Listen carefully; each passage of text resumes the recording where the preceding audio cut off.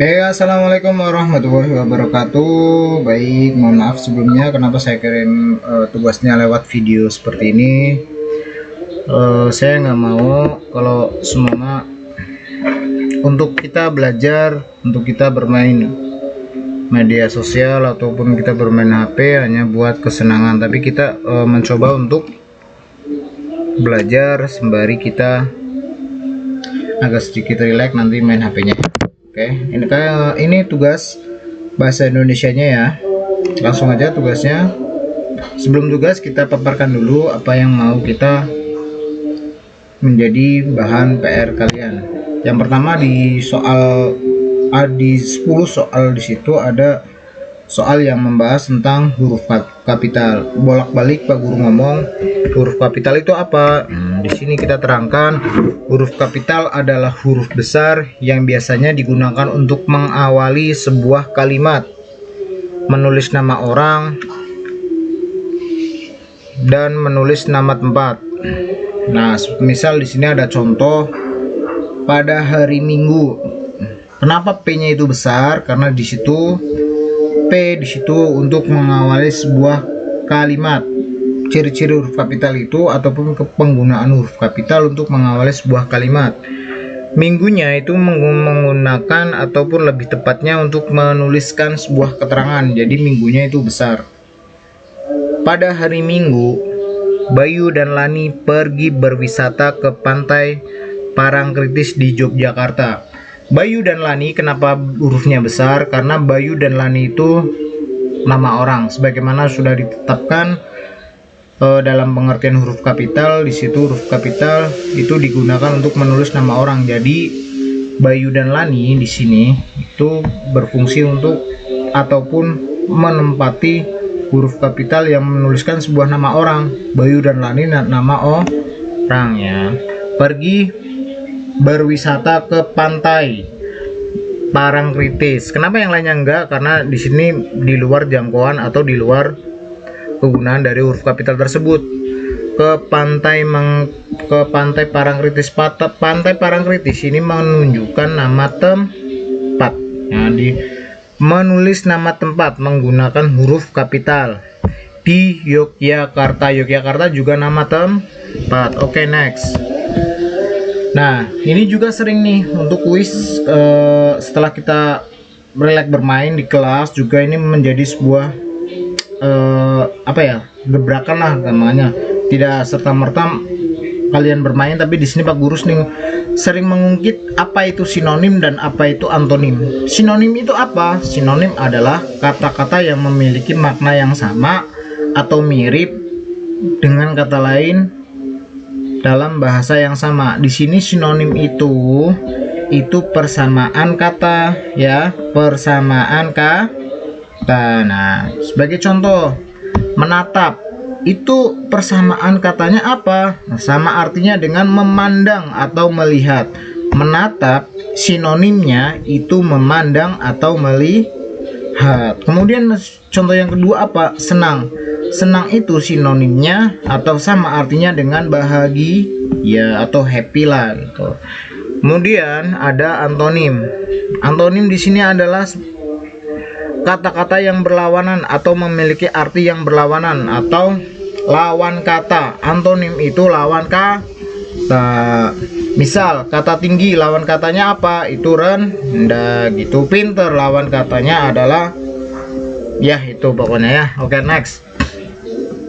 Ini juga sering kita bahas di kelas, tanda baca. Tanda baca itu apa? Tanda baca merupakan tanda yang dapat mempermudah bagaimana kita membaca suatu bacaan dengan baik dan benar. Tanda koma berfungsi untuk berhenti sejenak.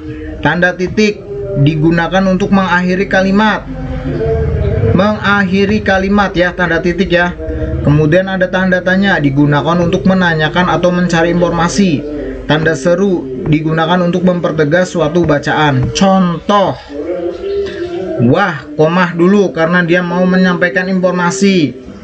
Indah ya pemandangan di sini. Ini juga mempertegas, yang mana menggunakan tanda seru. Tanda seru itu gunanya buat apa? Mempertegas suatu bacaan. Ya, paham sampai sini? Kenapa nggak titik? Bukan, karena di sini walaupun dia akhir kalimat, tapi kita lihat kalimatnya seperti apa. Kalimatnya apa? Kalimatnya mempertegas atau menanyakan gitu ya. Kemudian contoh yang kedua, di mana kamu membeli buku cerita itu? Kenapa nggak menggunakan tanda titik? Lihat lagi kalimatnya. Kalimatnya menggunakan apa? Kalimatnya tipikal apa? Di sini kalimatnya tipikal mereka mau mencari suatu informasi atau menanyakan. Dari mana kita tahu? Kita lihat lagi, kita telaah lagi kalimatnya. Di mana kamu membeli buku cerita itu? Otomatis di sini tanda tanya gitu ya. Oke, next. Nah, ini juga Pak Guru diem, nanti kalian misalnya kalau Pak Guru diem di kelas itu Pak Guru itu memberikan waktu ataupun celah untuk kalian belajar, untuk kalian mengerti dulu catatan apa yang udah kita catat, kalian baca dulu. Begitu semuanya udah selesai, kita bahas tuh di situ. Oke. Lanjut, kita masuk ke bab puisi. Ini juga sudah kita catat ya kan. Puisi adalah karangan teks mengungkapkan pikiran,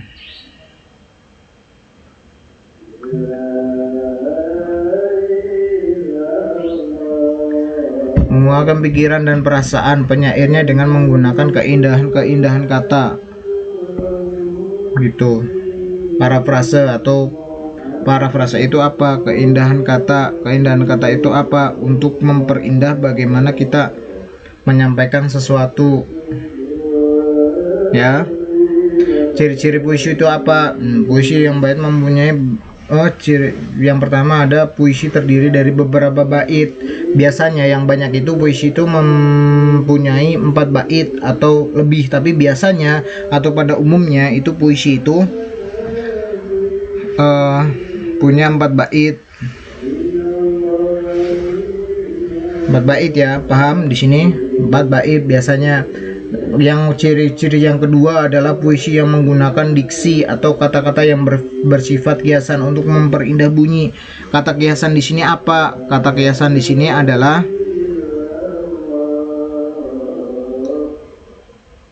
itu yang kali digunakan untuk memperhalus ucapan. Kata kiasan sama aja memperhalus ucapan.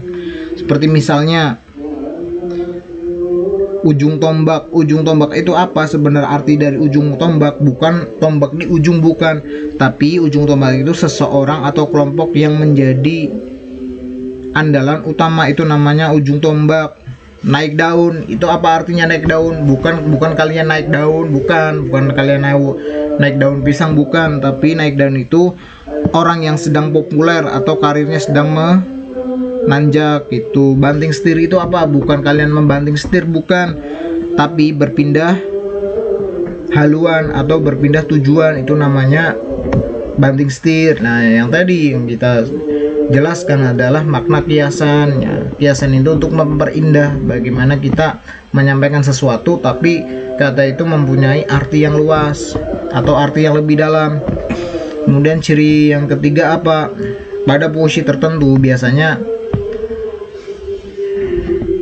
puisi kerap memperhatikan rima. Rima itu apa? Rima itu pengulangan bunyi.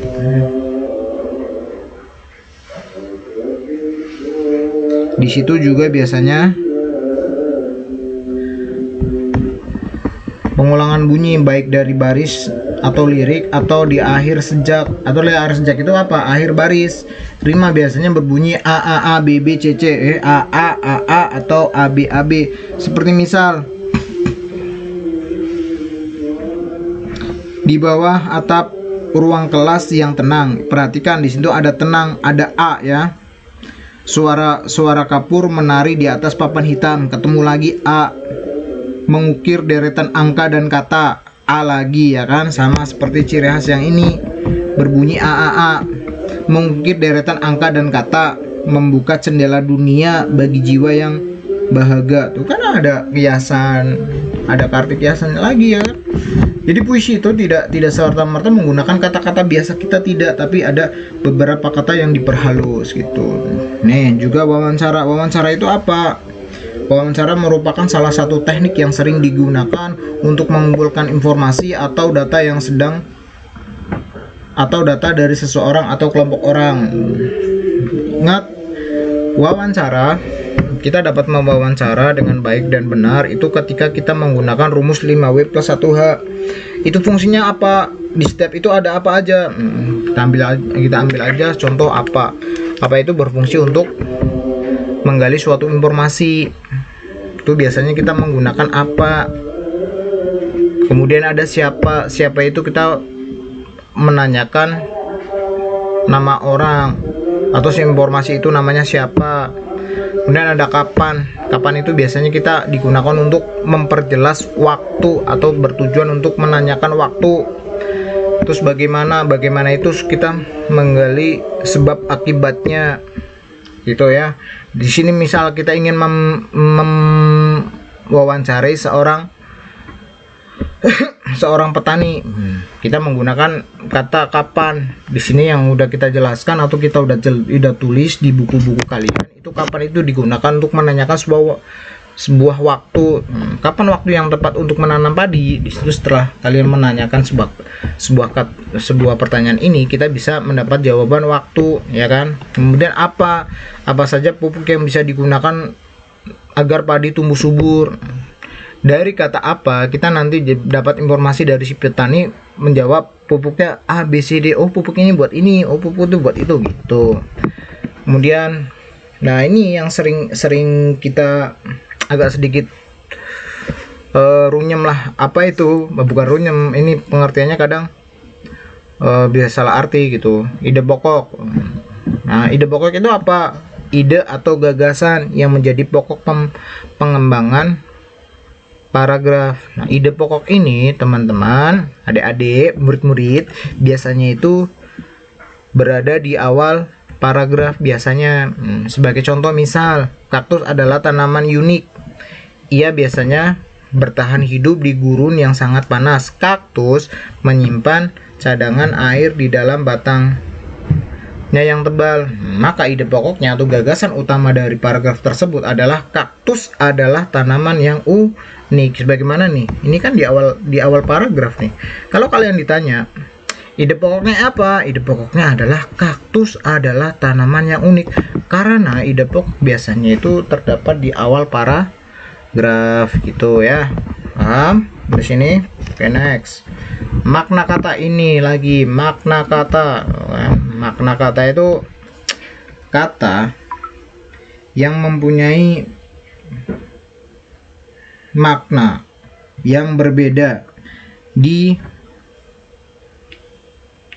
kondisinya, ya kan? Nah, gitu. Jadi makna kata adalah makna bahasa yang kita temukan dalam pelajaran bahasa Indonesia ini secara ringkasnya, ya kan? Sebagai misal contoh, bunga yang kita tahu itu adalah tanaman, ya kan? Misal tanaman, adik menyiram bunga mawar di kebun. Kita mengartikan bahwa itu adalah bunga mawar yang sesungguhnya. Tapi berbeda misal kita menggunakan kata bunga di kalimat ia menjadi bunga desa karena parasnya yang cantik. Bunga desa di situ bukan bunga desa yang gede banget, bukan, tapi dia bunga desa adalah bunga yang mekar. Maksudnya apa? Dia menjadi suatu ikonik atau menjadi seorang yang sangat dikagumi di desa tersebut gitu. Kemudian lanjut. Misal ada kata jalan. Jalan dalam arti yang sebenarnya adalah jalan menuju desa, itu jalan namanya. Itu sedang diperbaiki, jalan yang di depan MI itu namanya jalan kalau makna yang sebenarnya. Tapi kalau di makna kiasan itu ada, kita harus mencari jalan keluar untuk masalah ini. Jalan itu bukan jalan depan, itu bukan. Jalan di sini adalah jalan keluar ataupun solusi gitu. Jadi harus dibedakan. Ya. Di sini ada contoh lagi, ada bulan adalah sebagian dari satelit alami yang mengitari bumi. Dongeng itu apa? Adalah cerita khayalan yang atau cerita yang tidak benar-benar terjadi. Itu next. Membuat kata kalimat dari penggalan kata. Membuat kalimat dengan penggalan kata. Kita harus tahu dulu apa itu kata, apa itu kalimat. Kata itu dia berdiri secara sendiri, ya kan? Misal Ada kata makan. Bagaimana sih agar kita bisa membuat kalimat dari satu kata? Makan. Kamu udah makan belum? Cina maring gitu kan? Ya. Nah, penggalan kata adalah suatu kata yang berfungsi untuk mengarahkan atau melengkapi sebuah kalimat agar menjadi sebuah kalimat yang lengkap dan sempurna. Ini kata ya kan. Kata itu satu. Sedangkan kalimat itu terdiri dari beberapa kata. Seperti tadi misalnya yang udah Pak Guru sampaikan, katanya apa? Makan. Nanti kita WA-nya, kamu udah makan belum?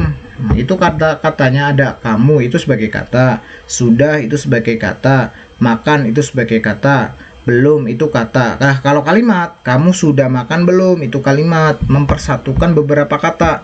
Di sini ada lagi contoh kata lingkungan. Adalah ini katanya kan lingkungan, bisa kita atau maka dapat menjadi satu kalimat yang menjadi kalimat dari lingkungan. Itu kita harus menjaga kebersihan lingkungan sekolah. Ini udah menjadi suatu kalimat dari kata lingkungan. Kita harus menjaga kebersihan lingkungan sekolah. Oke, next. Dan ini tugasnya. Oke, bisa kalian tulis. Kalau kalian memperhatikan, ini udah ada jawaban di yang sebelum-sebelumnya. Oke, silakan tulis. Ya, ingat ini udah ada di semuanya. Susun kata kita udah pada pinter lah kalau susun kata. Dari memasak, ibu dapur sedang sayur di bayam. Itu kalian udah pintar. Apa yang dimaksud dengan dongeng? Tadi Pak Guru udah jelaskan. Tanda baca kita udah jelaskan tadi. Nah, ini ide pokok juga udah bisa ya. Ide pokok itu apa? Awal dari suatu paragraf ya. Oke, next. Ini nomor 6 sampai nomor 10-nya. Silakan ditulis. Oke, sudah ya. Oke.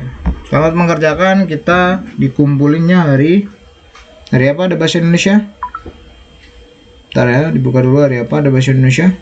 Ternyata hari Sabtu. Ketemu hari Sabtu, tugas ini harus udah dikerjakan ya. Oke.